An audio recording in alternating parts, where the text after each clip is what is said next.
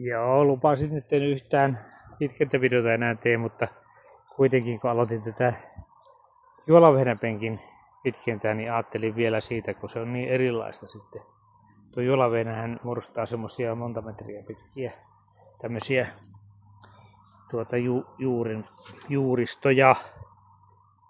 Ja ne saattaa olla tosiaan monta metriä pitkiä. Ja menee limittää ja lomittaa ja vaikka miten päin. Ja tuo juurihan on niin elinvoimainen, että se jopa tuolla syvällä kompostissa säilyttää elinvoimansa. Ja kun saa auringonvaloa tai siis pääsee pintamaahan, niin alkaa kasvamaan. Tältä näyttää tämä äskeinen penkki, minkä kitkin, mikä oli se edellinen video. Ja se näyttää ihan hyvältä. Hyvää multahan tässä on, kun minä olen nämä erikseen aina nämä mullittanut nämä. Tämä niin kuin metsämänsä. Mullittanut. Niin hyvää multa on siis. Ja kyllähän tietenkin nousee vielä, se on selvä. Mutta jos saisi siihen nyt vähän jotakin isompaa kasvia, niin nyt ole keksinyt vielä mitä mä laitan. Laitanko sipulia, koska sipuli aina menee. Sipuli on semmonen takuu varma, että sitä aina menee tuolla puutarhassa. Ei puutarhassa, kun keittiössä. Menee sanat sekaisin. No niin, katsotaanpa tuota rikkaruoho kitkentää ton juolavehnän osalta niin vielä ihan erikseen.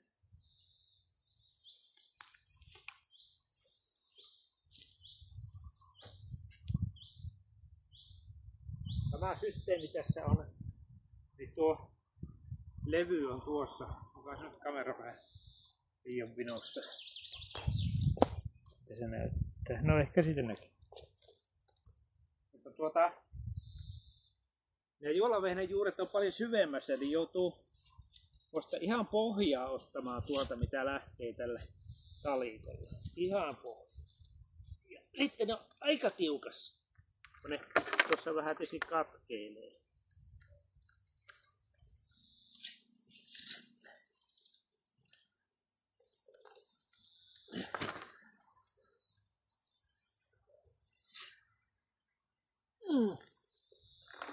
Tää ottaa kyllä jo selän päälle.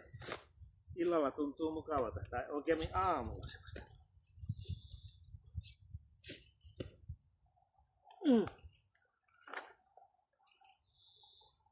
Nyt. Mä en ottanut tästä näitä lehtiä pois, kun ajattelin, että paremmin niin sitten saa nuo juuret pois. Eli tavallaan, mitähän mä nyt ajattelin? Ajattelin, että ne näkyy paremmin. Nyt sitten tästä vaan alkaa käsittelemään. Nyt vähän liikaakin.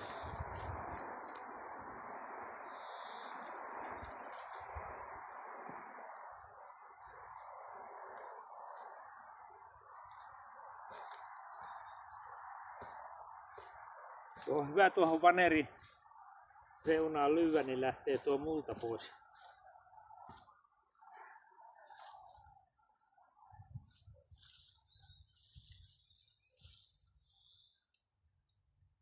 Tämmönen saalis sieltä löytyy. Voitte kuvitella, että eihän tuommoisen seassa nyt enää mikään tämmönen viljelyskasvi pärjää. Se vaan matoja on runsaasti, sehän kertoo, että maa on kunnossa. Oletteko kuullut sellaista kuin matoindeksistä, eli matojen määrällä mitataan maan niin tämmöistä kuntoa.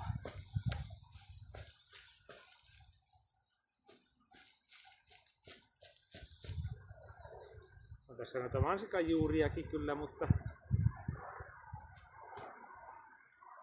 juolavehnähän on semmonen, että se on nähnyt semmoisenkin, että se menee tuommoista juurakosta jopa läpi. Eli jos on paksu juuri, mikähän se nyt voisi olla esimerkki. No otetaan vaikka voikukka, niin on nähnyt semmoisen, että se on mennyt sitä voikukan pääjuuresta läpi.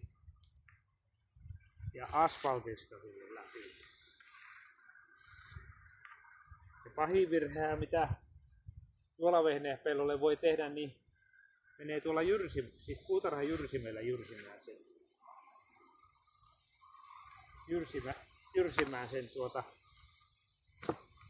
niin se murskaa nämä juuret pikkupaloiksi ja levittää joka puolelle sitä peltoa, jos joku kulmassa ei ole sitä.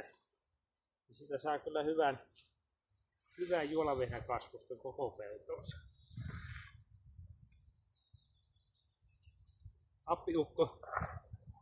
Appiukko nimitti sitä villiheinäksi, mutta Pohjanmaalta kotoisin.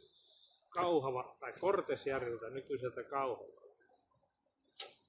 Se sanoo villiheinäksi. Eihän se huono nimitys, aika villihän se on.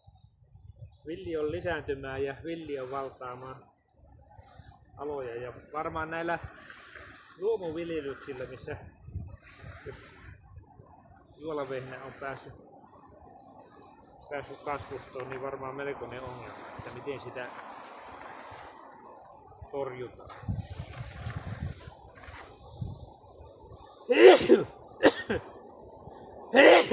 Auringonvalo. No, sorry. Auringonvalohan se tappaa nämä, kun oli kyllä mansikanjuuret. Auringonvalohan se kyllä tappaa nämä juuret, kun panee tohon auringonpaisteeseen muutamaksi päiväksi, niin ja sinne kuivuu ja elinvoima lähtee. Otetaanpa tuosta nyt malliksi vielä yksi varvi kiellon päälle.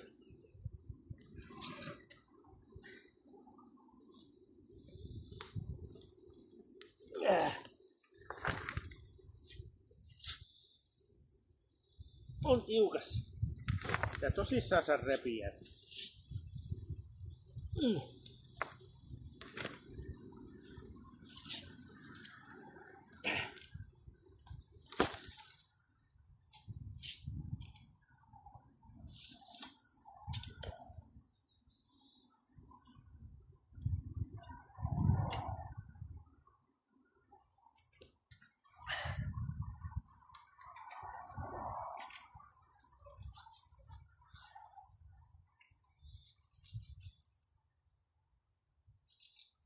Tämmösiä saaliita.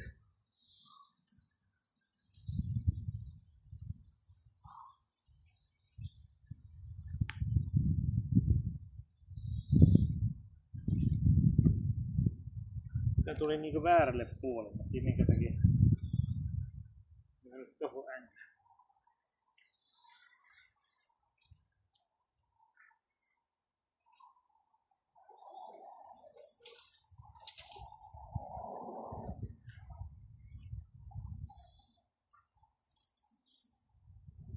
Mä teen semmoisen tuplavarmistuksen vielä tähän penkkiin, että kun mä saan tän pääjuuristo otettua pois, niin mä vielä toiseen kertaan käyn tuolla talipellon läpi. Saan ne juuret kalasteltua pois.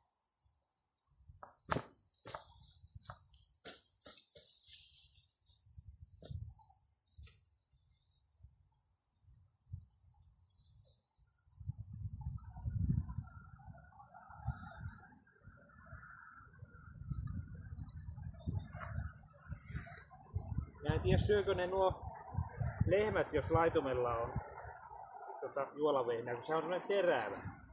Hirveän terävä tuo. Onko sekin joku suojelutoimenpide tuolla kasvilla? Siellä on lehtokotilo, entinen.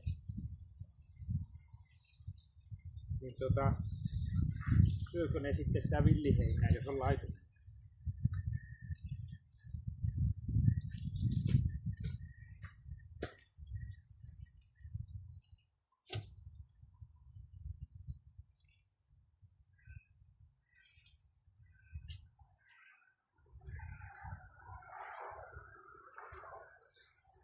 On kyllä hyvää multaa tässä. Multaa ei voi moittia. Ilmanko se tuo juolavehnä on niin rehevänä. Sehän tuo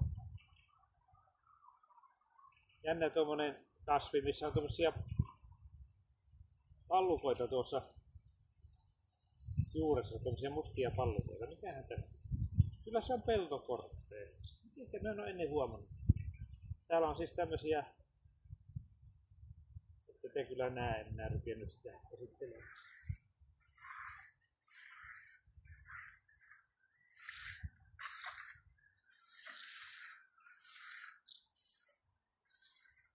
No niin. Eiköhän tämä nyt riitä. Eli nyt on 4. penkki kitketty. Sitten jos mä käyn vielä toisen